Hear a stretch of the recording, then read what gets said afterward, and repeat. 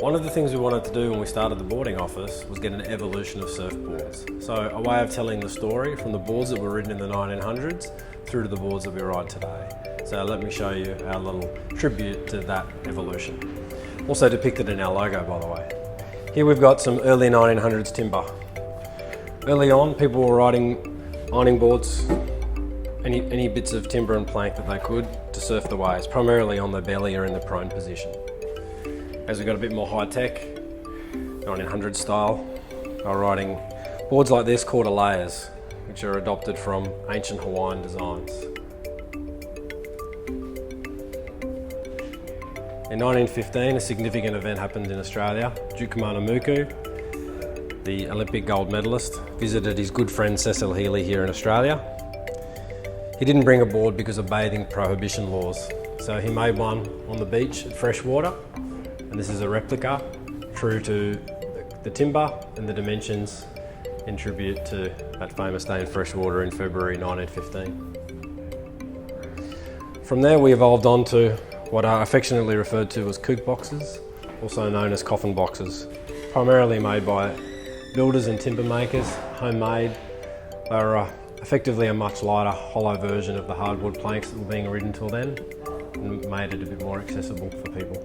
Then up on the roof here, in the 1940s, they rode what they call toothpicks. These are built for speed. They'd paddle them out, race them around buoys in the surf club movement, and stand up on them as they came into the beach. These were surfed through the 40s and the early 50s until the Americans influenced us again in 1956 when they turned up for the exhibition sport at the Olympics. They turned up on boards made out of balsa. This board is from the 1956 era. It's a lovely thing to look at. Balsa was a pretty rare commodity in Australia at the time, so Australians did what they do best and innovated. And they came up with hollow boards, like the previous design that we'd seen, and copied as best they could the similar shape, but made it in a hollow form. These boards are uniquely Australian and are called Okanuis. In the late 50s, we found fiberglass. Here's a very early Gordon Woods a D-fin fiberglass board, about 10 foot long.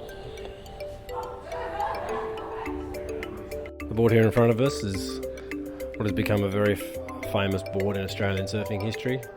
It's what is recognised as one of the boards that started the shortboard revolution. This is a Bob McTavish shaped Keo, or famously known as a plastic machine. It's got a whole bottom, very big Greeno fin, the V-tail, and was the start of the boards coming down in length. This board's about 8 foot long.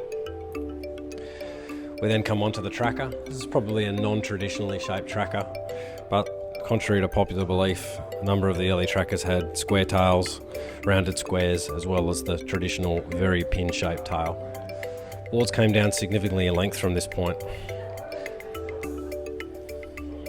As we move from the plastic machine, boards are coming down in length. We go through a number of different models. The tracker, of which we had pin-tail trackers, square-tail trackers, rounded squares. Also had boards, pocket rockets, and a number of boards.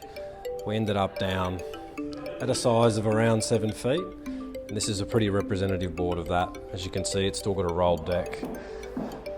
This is a Shane Taman. Very similar board to this was a famous model called the Ted Spencer White Kite. Boards are coming down in size. This is a Farrelly side slipper that's been restored. One of the first shortboard pop-outs was the Shane Standard. As you can see, it's still got the rolled deck. It's stringerless. This board's a pretty good example of those. The shortest board that we have here in the Evolution line is this Shane, which was designed by Terry Fitzgerald. It's about 4'10", 4'11", and they were at this length in about 1970 when they started to realise that boards had gotten too short and they were sacrificing performance. So they started to step back up in size. This Jackson's a pretty good example. It's got really hard down rails, which means that the rail at the bottom is almost square. Then a couple of the more famous models as we go up in size. We've got the Terry Fitzgerald hot butted These boards were ridden for much of the mid-70s. Then a fellow by the name of Mark Richards came along and took a number of different innovations from different boards and won 4 consecutive World Championships on boards much like this twin fin. From that point, Jeff McCoy came up with what is called the No-Nose Laser Zap. This is a slightly later example of it. This is actually one of Pam Burridge's personal boards, designed by Skip Linfield out of Jeff's factory, but it's a great representation of the innovation of the No-Nose. And then probably the most famous board innovation since the plastic machine is Simon Anderson's thruster. As you can see, he's adopted the No-Nose concept from McCoy's board. He's got some subtle little hips or flies, depending on what you want to call them. And most significantly, the back of the board, 3 fins. He won Bells Beach in 1981 and later won Pipeline Contest the same year. And since that time, 90% of the boards made all have 3 fins. That's the end of our evolution line.